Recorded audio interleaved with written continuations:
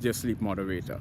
It affects the endocrine system. So when you get into a number of different psychopathological disorders, right, you have to take a multidisciplinary approach because many areas have to be taken into consideration, primarily metaphysics and phenomenology, the structure of consciousness and the human experience, how some psychopathological illnesses, right, how sensory perception or sensory modality, auditory, optical, olfactory, tactile, and gustatory, and I'll say kinesiology, not because it's a sensory modality, but it acts as that sometimes in neuro-linguistic programming. That's a different subject. So you see, multidisciplinary, you have to take many different areas into consideration.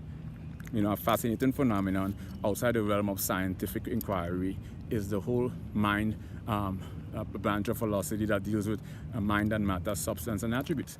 So multidisciplinary